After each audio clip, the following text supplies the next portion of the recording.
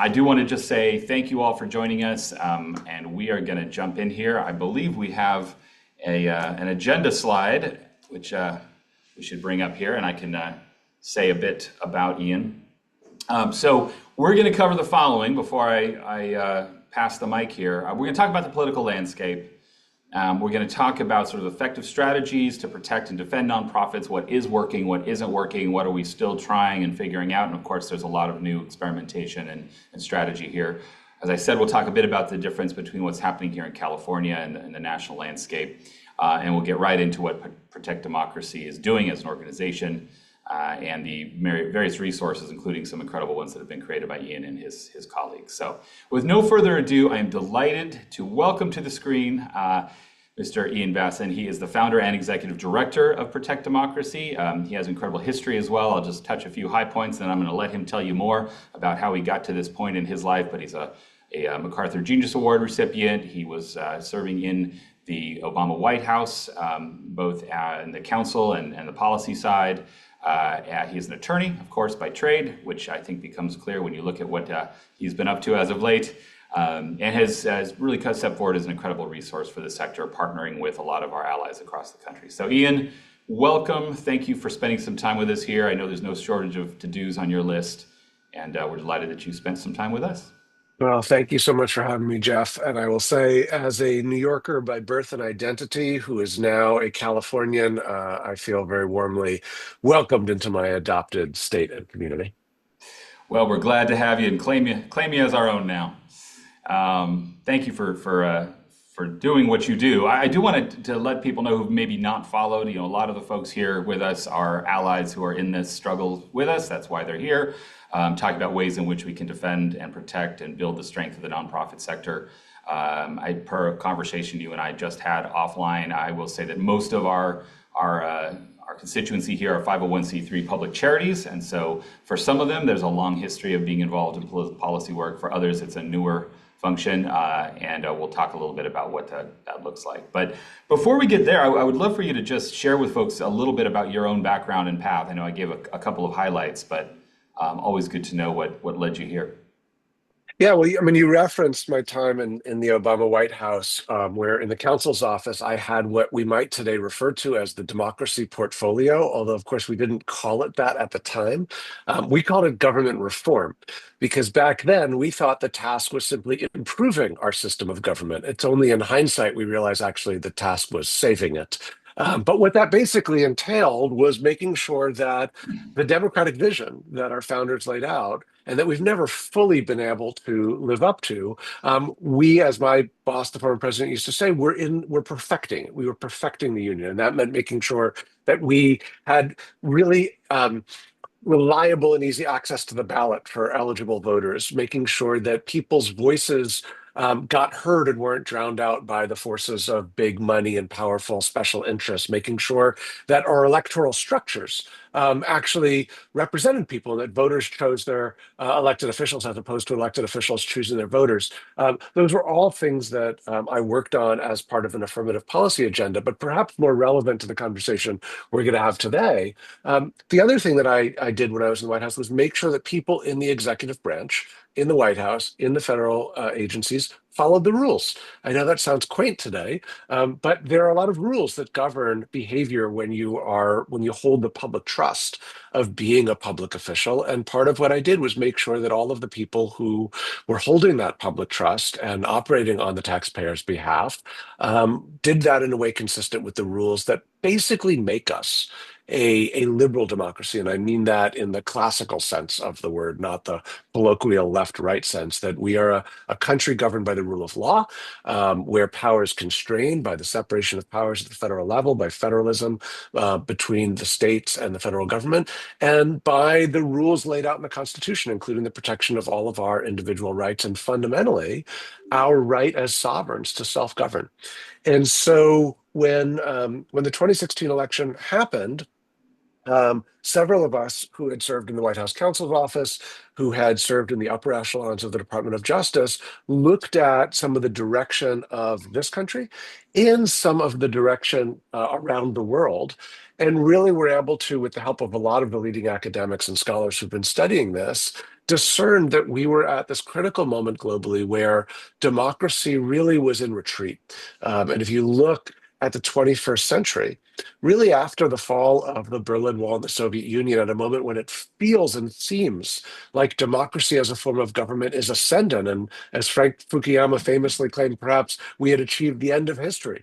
And that liberal democracy was going to be the dominant governing model henceforward. What ended up happening was not that. Sometime in the early aughts, what you see is that the world starts moving broadly away from democracy and towards what the political scientists Steve Levitsky and Lucan Way have dubbed a more competitive authoritarian or hybrid authoritarian form of government. And you see it rising from the right in places like Turkey and Hungary, from the left in places like Venezuela. And we'll get into what this looks like, but essentially, we have been experiencing this same directional pressure here in the United States over the last decade. And so, what we did back in 2017 was we launched an organization called Protect Democracy based on the lessons we had learned trying to police these rules in the executive branch and the lessons that we could discern from looking at what was happening to democracies around the world in order to try to slow the slide of the United States into becoming a more authoritarian nation like what has transpired in Turkey and Hungary and Venezuela. And obviously, I don't need to tell people on this call that is a challenge we are now deep in the heart of, and I'm sure we'll talk a little bit more about, but that is essentially what we've been working on for the last decade, is bringing together a broad coalition of actors from across the political spectrum, from the left, from the center, from the right, who disagree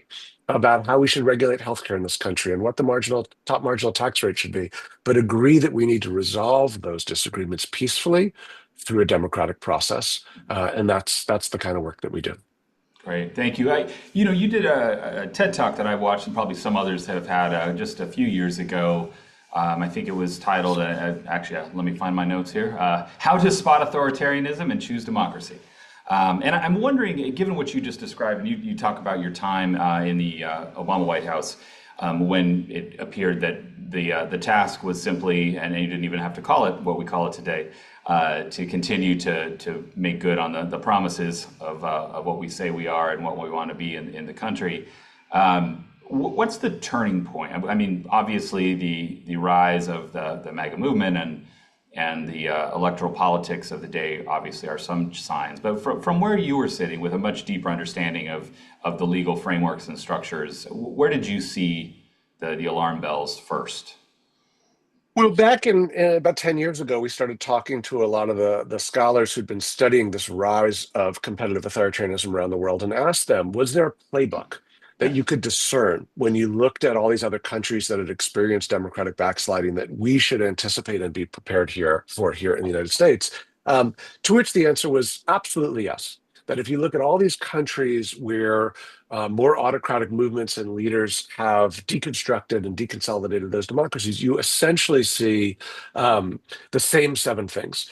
First, you see the politicization of institutions that are supposed to be independent, like law enforcement or the civil service, or if things get really extreme, the military. You see the spreading of disinformation, including from the government, right? The projection of clear falsehoods, demonstrably false information. Um, you see the aggrandizement of power in the hands of the executive at the expense of checking institutions, legislatures, courts, the press, the private sector, and relevantly to our conversation and assembly here today, civil society. Um, you see the quashing of dissent. Fifth, you see the scapegoating of vulnerable groups. This has been one of the tyrant's favorite tools since antiquity, because if you can pit people against each other on the basis of race or religion or sexual orientation or gender identity or national origin, it's just easier to pick their pockets of money and power. Sixth, you see the corrupting of elections, and seventh, you see the inciting of violence.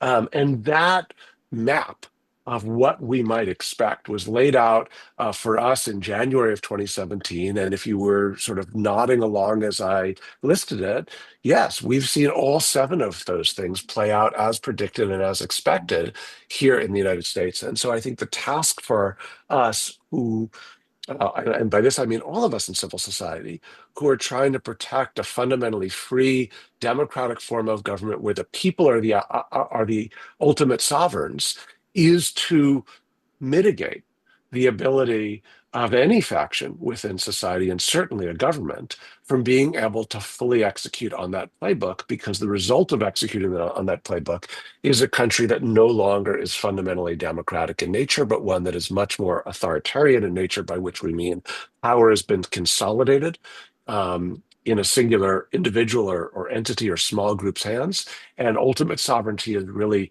either totally taken from the people or so suppressed that the people's ability to choose a new course is not really robust and meaningful. So, excellent. Thank you. You take that list, and we have folks asking, and yes, we absolutely will get it out there for everyone, and we'll offer some tools at the end to those of you who are with us as well. But let's shift to the nonprofit sector in particular, because we do hold a very particular role in society here in the U.S., the 501c3 charitable sector.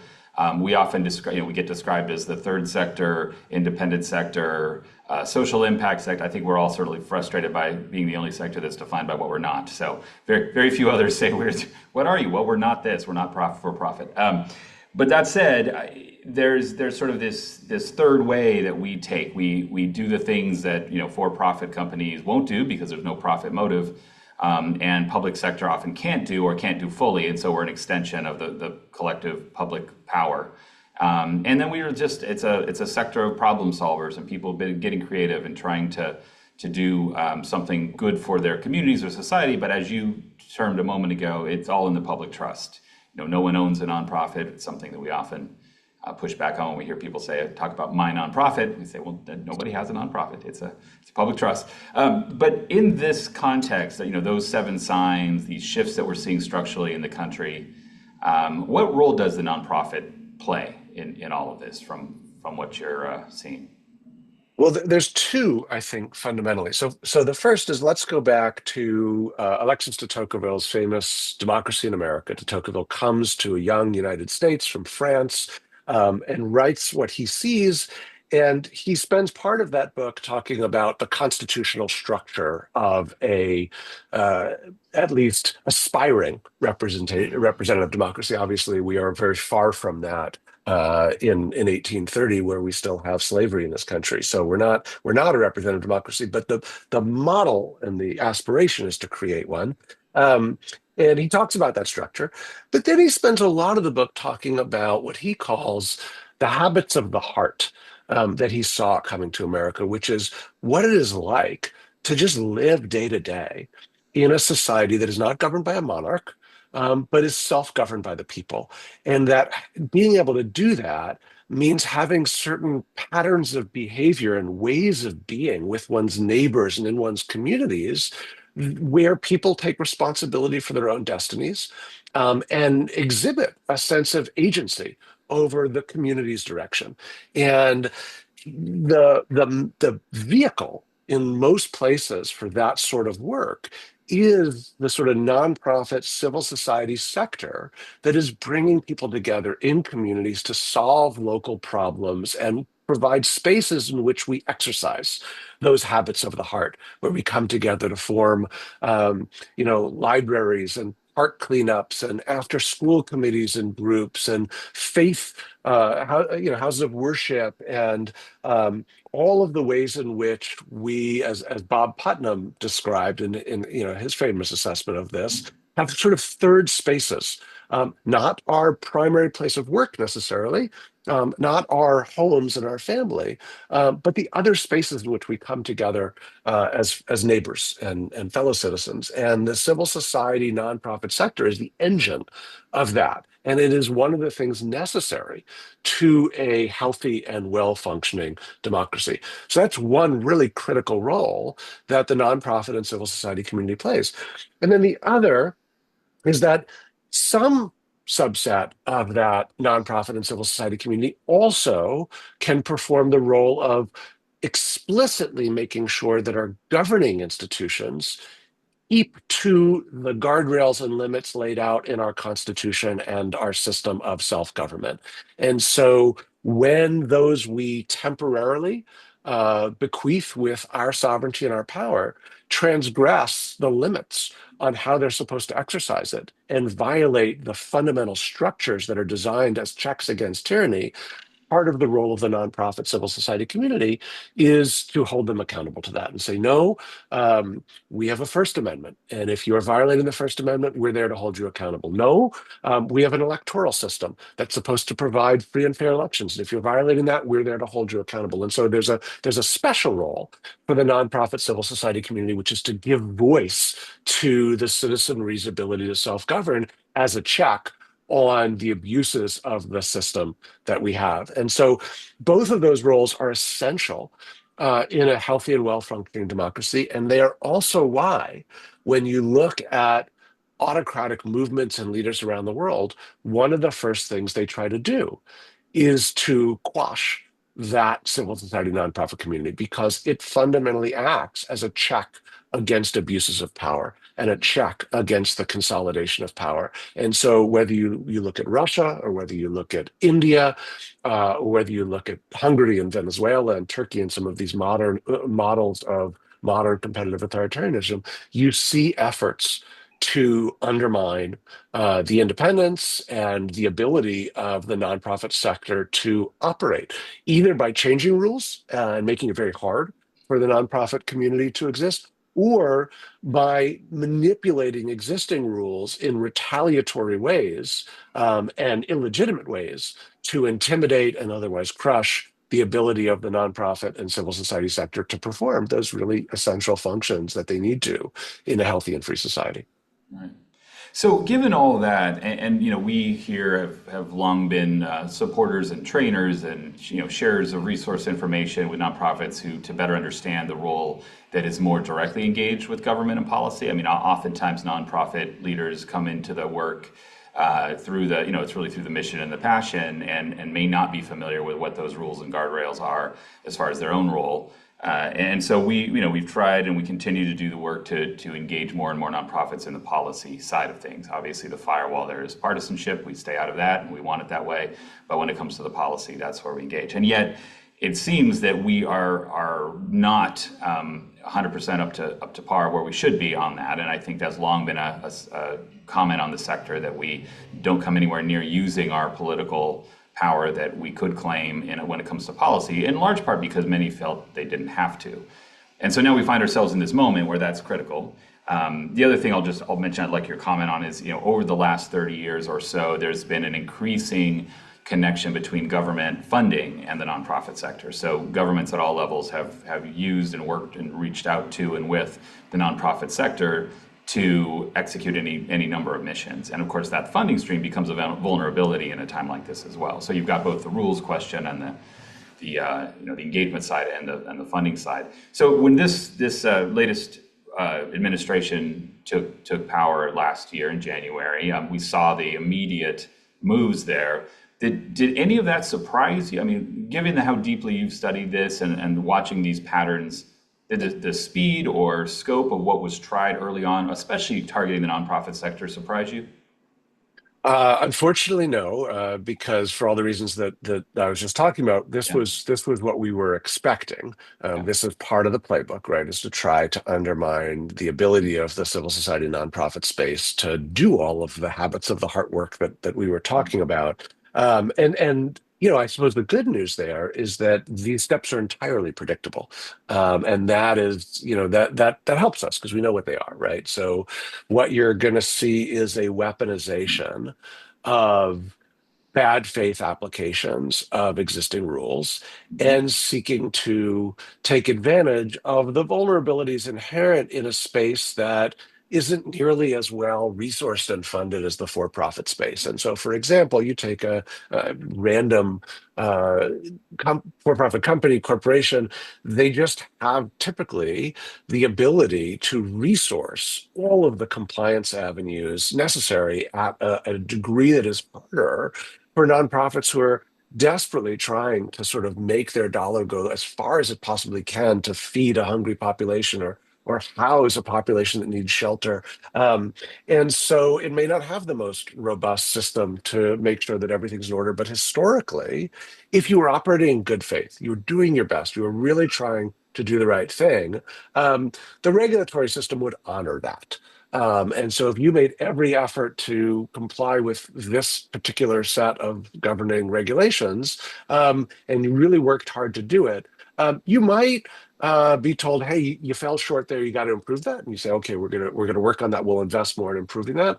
But generally speaking, you weren't going to get criminalized for it unless you actually acted with malice, unless you were actually trying to skirt the system to do something wrong consciously and intentionally. And the legal system is designed to have that division. And what you see in um, these more autocratic societies are attempts to essentially for the government to operate in bad faith, in retaliatory ways, and say, "Oh, you submitted that on this form. You were supposed to use this other form. We're going to criminalize that." Right, when you were actually trying to do the right thing, to abide by the rules. And that would have been um, plenty sufficient protection in the past. Today, it offers some protection. Good faith is an excellent protection, but it's not as foolproof a protection as it has been in the past. And so that requires us all to sort of step up our games. And so one of the things that we've been trying to do is to help the sector really tighten all of our practices to make sure that we're providing no avenues for bad faith misrepresentation and weaponization of government structures. And then the other thing that governments will try to do is they will try to change the rules and make the rules incredibly onerous. And so I mentioned earlier Russia and India, because what those countries basically did was they created registration regimes for nonprofit civil society entities that were almost impossible to comply with, and fundamentally made it nearly impossible for civil society nonprofit to operate in ways that weren't wildly exposed to retaliatory actions by the government. And we've seen some efforts like that here. And so that's another space where it's actually important for us all to unite in order to advocate for the interests of the sector and really push back on attempts to impose regulatory burdens, as the for-profit sector does all the time, that would be so onerous as to be essentially debilitating. Yeah. So let's talk about some of those strategies, we try to sort of catalog them in different ways. I think if I were shorthanding it, I would say we're seeing obviously the attacks on fund. That OMB memo back on January 27th last year was sort of the first big shot across the bow, so to speak. The pushback came quickly, which we were all glad to see, and we were some of us part of. So that's one strategy. You speak about the reinterpretation of rules and regs, and of course we've had a barrage of record-setting now executive orders that are a whole range of things, as we say, from shower pressure to DEI. But that's all in there as well. But the others that are probably less obvious to the average person, and I'm wondering if you have thoughts on these, is we've had hearings and really just messaging coming from the federal administration, things that you would have never heard in any previous reality, that would have been sort of Saturday Night Live skits, but something called NGOs Gone Wild. That's the actual title of an oversight hearing, and of course it's still up there on the website. And you got what many would consider a little more wonky. It's not something that's an everyday polite conversation, but the Johnson Amendment is a huge piece of that, and suddenly that's now. I mean, I guess if you're looking for a silver lining, more people could define the Johnson Amendment today than ever in the last 70 years. But when we start to look at all those strategies, can you speak a little bit? I want to get us into some of the work you've already done and what we're in the midst of right now. But what are we using, seeing? What are you seeing as most effective pushback strategies in any one of those areas or combined?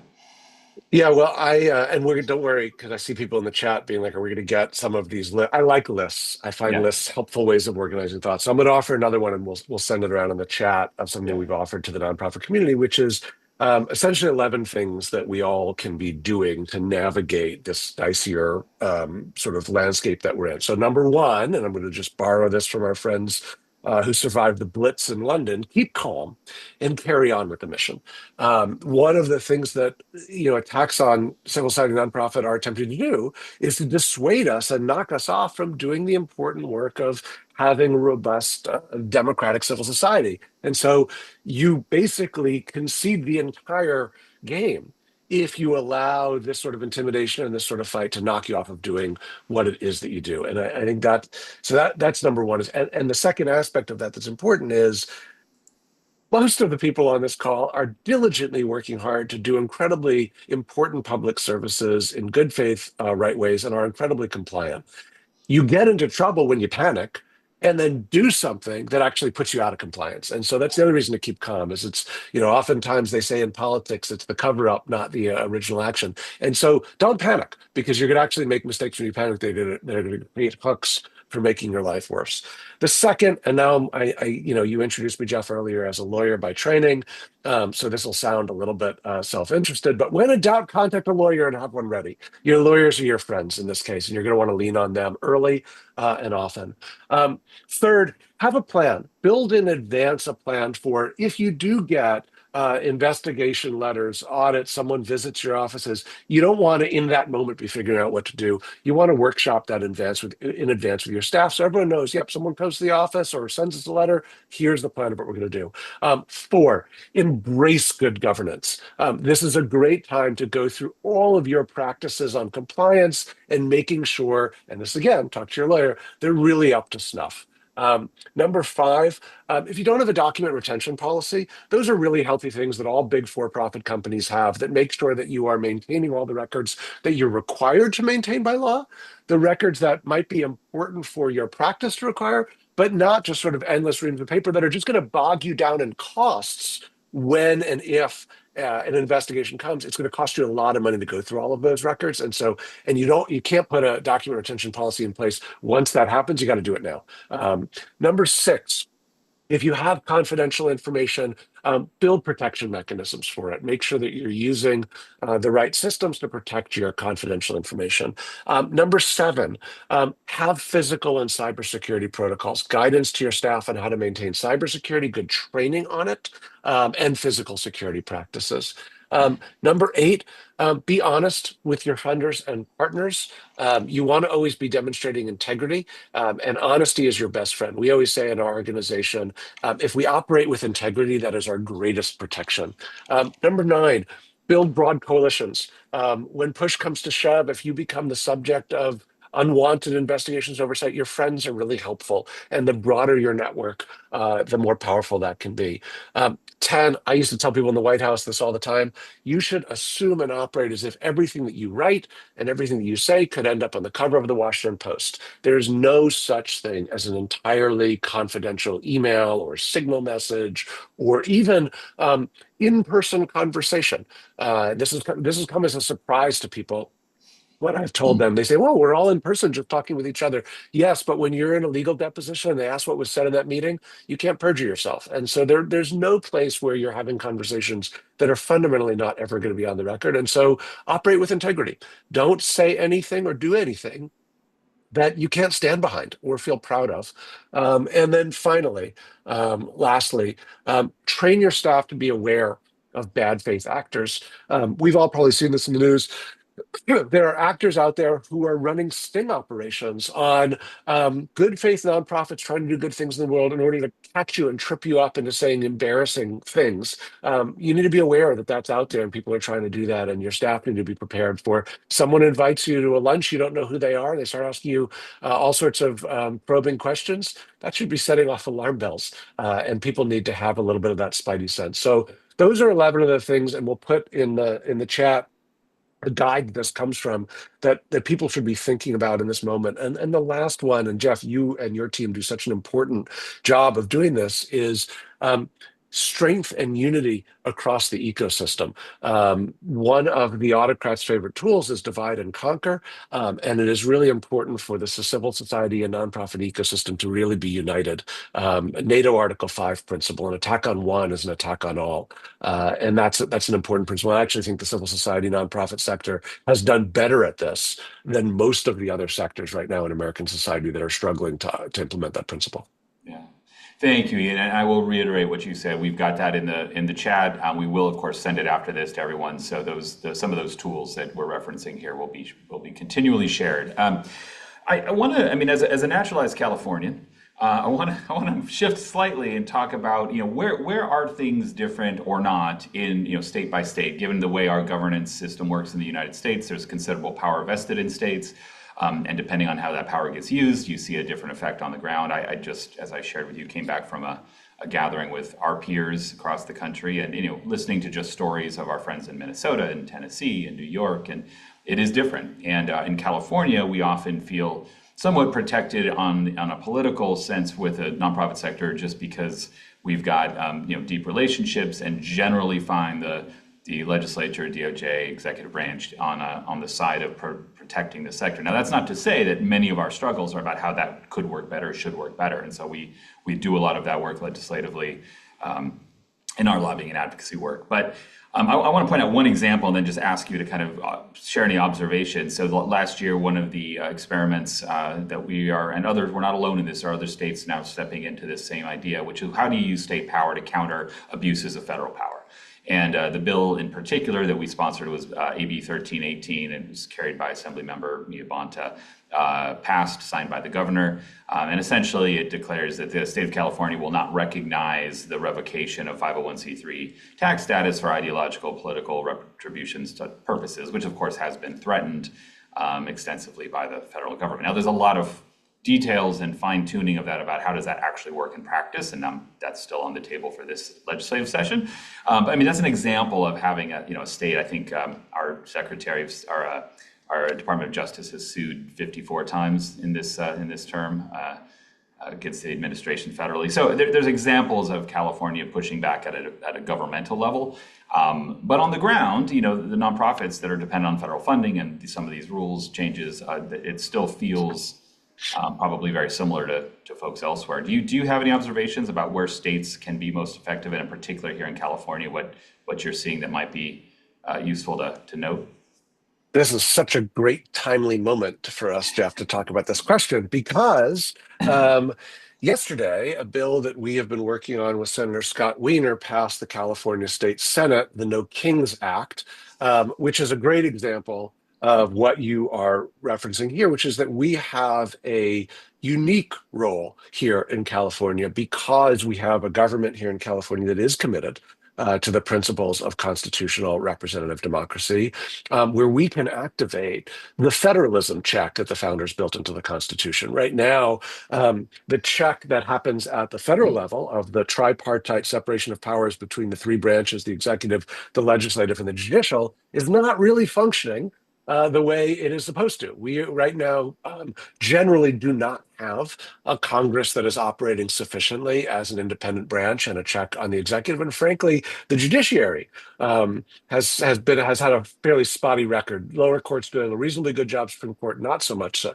Thankfully, the founders put belts and suspenders into the Constitution, where it wasn't just the sort of horizontal check at the executive level between the three branches, but the vertical check between the states and the federal government. And so the opportunity and the necessity of the states serving as a check on federal abuses could not be more important right now. And you see this happening in Minnesota, where you are really now getting a push from the local officials in Hennepin County and the state to make sure that they are acting as the first sovereigns there to protect their residents against federal abuses. Now, one of the problems is that there is a gap in existing law in this country, which is that if you have your constitutional rights violated by a employee of a local government or a state government, there is at least a plausible pathway to getting some sort of remedy in court. It's narrowed, it is not sufficient enough, but there's at least some plausible remedy. But if you have your constitutional rights violated by an officer of the federal government, you are almost completely out of luck in terms of any sort of remedy. And that creates a real gap in accountability where, as you are now seeing, federal officials essentially are operating with the assumption, not wildly mistaken, that they have almost complete immunity from any sort of accountability for violating people's constitutional rights. And there is an opportunity here to close that accountability gap by having states pass laws that would give all of us as residents a greater opportunity to sue and seek a remedy and accountability if our constitutional rights are violated by a federal employee acting here against us in the state of California. And so, huge credit to Senator Weiner, who got that bill through the Senate yesterday. We're going to now be working to move it through the Assembly. And we are working on getting that legislation enacted in states around the country. New York is moving it. Governor Hochul made it a part of her State of the State address. We're talking to government officials in Maryland, Oregon, Washington, Virginia, Minnesota, and several other states who are interested in doing this. And in fact, the New York Times was covering kind of this phenomenon in its cover story earlier today. So there's a real opportunity here in states around the country to enact stronger bulwarks against abuses of our constitutional system. And because of the government we currently have in California, we have a unique opportunity to really lead the nation. And so I think this presents to all of us both an opportunity and a responsibility to make sure that we are using our voices and our positions as leading nonprofit groups in the state of California to push our members in Sacramento to be doing everything that they can to strengthen the role of the state as a bulwark against abuses by the federal government. And so please, if you have the opportunity to promote the No Kings Act and its need for passage, that's one thing that we can all do. And there will be other opportunities where the state can exercise its federalist muscle to make sure that we are living in a country that abides by the constitutional principles laid out in our founding document. And because defending the Constitution is a permissible activity for 501c3s, I say that in that regard here. Absolutely. Yeah. And we're, for those watching, listening right now, we're going to continue all year to have more resources and trainings about how to do this, do it well, do it within the law. We have many partners across the country that we worked with for many years to try to make sure that's well understood, work that never ends. But I do want to roll into some of what you just referenced, Ian, and what some of your current work. What are the priorities of Protect Democracy, things that folks here on the webinar this morning could do or know. I will continue to share the resources, but would love, you mentioned the No Kings Act and some work there, but other things that you'd like to share about the current work. Yeah, so obviously from what we were just talking about, we do a lot of legislative work, developing legislation at the state level, at the federal level. We wrote one of the early blueprints for the Electoral Count Reform Act, which was the act that President Biden signed into law. We worked with a bipartisan group of senators in the U.S. Congress to get that passed. That closed some of the vagaries in the old law that determines how Congress counts electoral college ballots after a presidential election. Some of the ways in which that law, which is very old, had been imperfectly drafted, were the ways in which the president tried to argue that the vice president had the power to simply throw out the results of the election. So we got that closed. We do a bunch of work in state legislature around the country. We do a bunch of litigation defending constitutional principles. We have a software company within the organization that builds technologies. Some of them designed to protect voter files from foreign intrusion that are being used to protect voter files around the country. We have relevant to California. We just launched an AI for Democracy Action Lab that is looking to make sure that the new powerful technologies that come online enhance democracies rather than empower authoritarians. So there's a whole range of ways in which we work around the country to advance the goals of protecting democracy. But the one that I want to highlight here that I think should be central to all of our thinking is we are now about 10 months and change away from this year's midterm elections.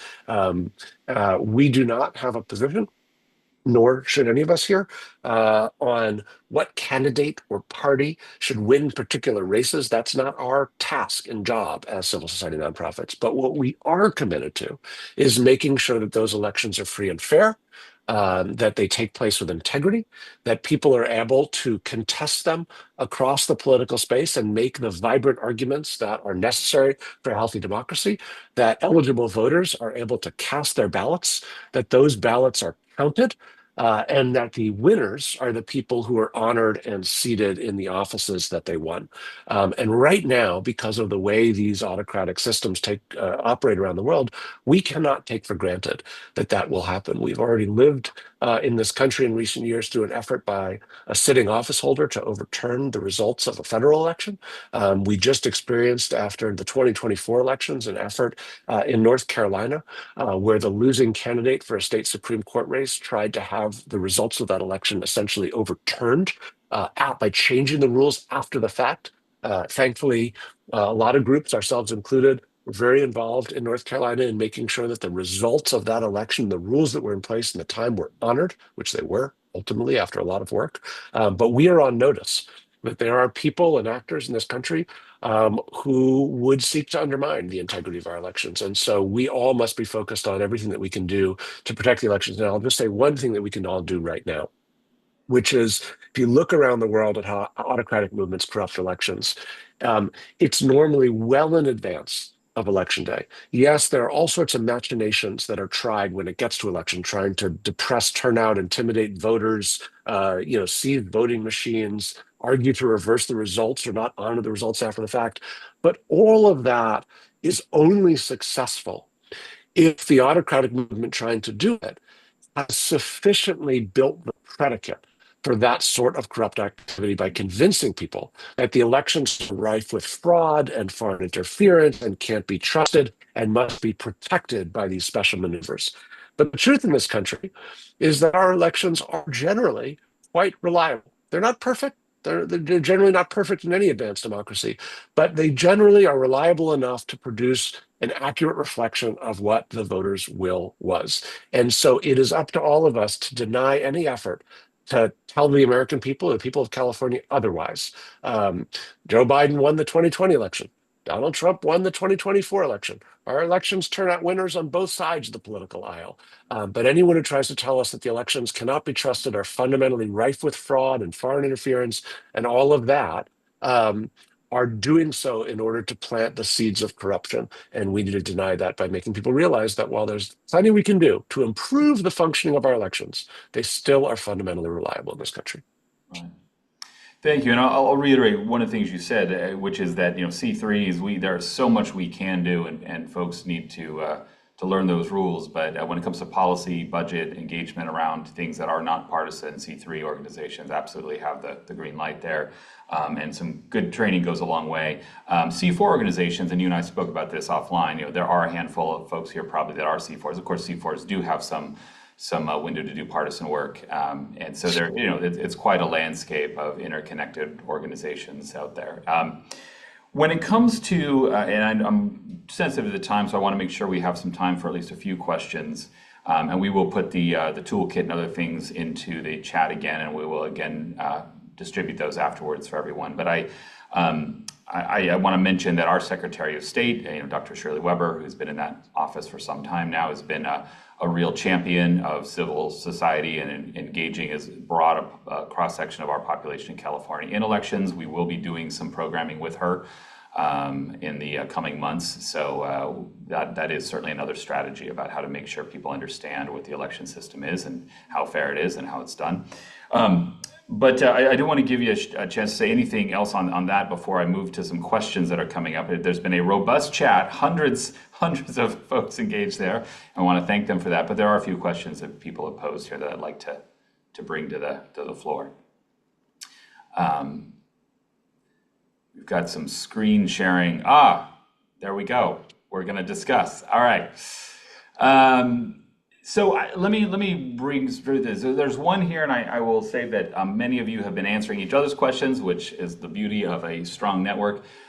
D&O insurance, so it does come up a lot. We have an insurance subsidiary here in CalNonprofits. We're fairly unusual in that, so we do a lot of serving of nonprofits and helping them find access. But the question here from Lisa is, does D&O insurance sufficient if the nonprofit is engaged in DEI or equity work? They're very worried about ending up in a bad actor's radar and being targeted, which would put the organization at risk. And then, of course, Amy, who's actually from our CNIS team, offered a response there that it's solid part of the protection, but nothing protects you fully. Do you have thoughts on those kinds of protections for nonprofits? You mentioned earlier about how important it is to go through your good governance work. Yeah, I mean, generally speaking, I think of D&O insurance as necessary but not sufficient. Similar to Amy's answer, yes, you need it. At this point in time, I think looking at umbrella policies that sort of Mhm. sit on top of D&O or general liability insurance are helpful. It's a time you might talk to your brokers about whether you can afford to increase some of those limits on those policies. Those are all operational questions to navigate. But two things. One, it's not ultimately going to be full, complete protection. So you need to go through all of the other sort of steps that we were talking about earlier. And then I want to acknowledge the other challenge, which is because of the environment we're in, and because of all of the threats that we've been talking about, some of you may have experienced this. Just getting coverage can be a real challenge. There are a lot of insurance markets that have really withdrawn from our space because of all of the risks that we've identified. And so one of the things that I think we are probably going to need to move to exploring more as a sector are ways of doing pooled self-insurance. If in fact the commercial markets really withdraw from our space, and thankfully, I think states like California have some experience with doing that with government help, and it might be something where actually the government of California needs to step in and help us out. But if you are experiencing challenges in the insurance market, you are not alone, in my experience. Absolutely, and that's something, of course, we're dealing with on a regular basis here. There's a couple of bigger, well, I'll call bigger picture questions here, but there's one. You mentioned the No Kings Act, and an anonymous questioner here says, "What would you say about the criticism that California leaders would rather legislate than prosecute?" I'm talking specifically about the No Kings Act. Wow.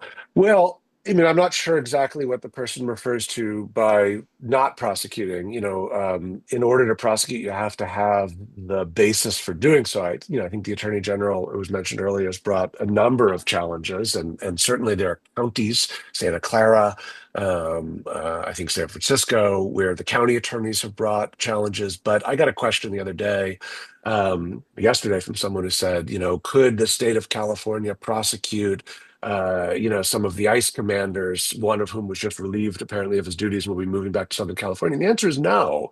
Even if they had the will to do so, there's not a legal basis for doing so. California doesn't have jurisdiction for crimes that were committed in the state of Minnesota.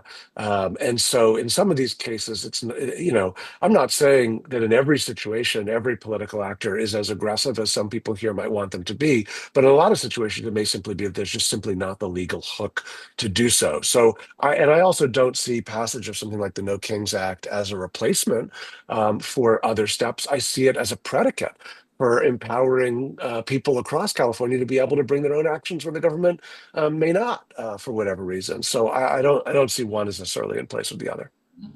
Okay, thanks for that. I want to maybe, since a lot of these questions are coming from a pretty high level, let me ask you a version of this, and that is, as you look at the patterns, we talked about the authoritarian playbook and the seven things that are generally done that when we look around the globe as countries move in this direction. To end on a slightly more positive note, can we talk about how you get out of it? Are there patterns and other examples of where countries have drifted quickly or slowly into authoritarian governmental structures and found a way out? I think that's Yeah. often the debate: is how do we get out of this, and is there a hope and a future? There is, and there were some comments in the chat that I saw about the midterms are not gonna fundamentally save American democracy, and that's obviously true. Right. But they are nevertheless, an important moment because what these competitive authoritarian regimes around the world do is they corrupt elections in order to entrench themselves in power and cut off the ability for, Jeff, as you alluded to, democratic renewal and the opportunity to use these crises as a chance to move forward. And so I would just say two things. One, every crisis that we've had in the history of this country has tended to precede a moment of real opportunity and what historians have referred to as kind of the multiple foundings we've had in this country, where we've moved ever closer to the ideal of having a truly inclusive and representative and equitable and resilient democracy. Starting with the Revolution, a crisis that resulted in the Constitution, the Civil War, a crisis that resulted in Reconstruction. the Great Depression, World War I, World War II, which sort of paved the way for the New Deal and the Civil Rights Movement. Every one of our foundings in this country has been preceded by a moment of crisis. And I look at the present one as no different. I think this is a crisis that is also going to, ideally, if we play our cards right, be an opportunity to really allow us to advance our democracy to a level of perfection and stage that we've never fully had. And that means that we cannot be suggesting that we need to go back to some imagined moment in the past when we had some sort of perfectly functioning democracy. That's never existed. We're living in a moment in which publics around the world, in the United States and elsewhere, are deeply dissatisfied with the functioning of their governments in many countries. And that is why I think in a lot of places, an appeal towards destroying everything, burning it all down, an authoritarian, give me all the power, I alone can fix it, is landing with aspects of the population. And I think we need to recognize that we are going to need to offer, as those who believe in freedom and constitutional governance and a democratic vision, an alternative transformational vision that says what we've got isn't and has never been working for everybody. And we need to change it. But we need to change it responsibly, not recklessly. And if we change it responsibly to create a democracy that truly is inclusive and is resilient and is representative, I think that is going to resonate with more people over time than a vision of consolidated authoritarian power. And I think that is ultimately the pathway out. And we just need to buy ourselves and protect our ability to preserve the free and democratic space to be able to choose that path and get there. I couldn't think of a better note to start to close out on here, Ian. So thank you for that. We are nearly at time here, and I want to honor our pledge that we will continue to share resources. And I do want to give you the last word here as well. But we will put some more of those in the chat. As always, Robert and the team will send some of the things we've referenced today out to everybody who's registered for this morning. So. We're grateful for all of that. Do you have any closing words or things you'd like to share with or ask of the folks we have with us this morning, Ian? I would just remind everybody of this. Um, the forces of freedom and of democracy who believe in those values are going to win. We are going to win. Remind yourself of that. Remind everybody in your organizations of that. There is a pathway. We are going to seize it, and we are going to win. Well, thank you, sir. Mr. Ian Bassin, founder and executive director of Protect Democracy. Thank you for carving out the time. We know there's a lot of work on all of our plates and lots of work ahead. So this is generational work, but we're grateful for the leadership that you've continued to show. So thank you again for joining us. Thank you all for joining us. And we will continue to fight the good fight with you and on your behalf. And the nonprofit sector will be stronger for it in the end. So thank you so much. Thank you all.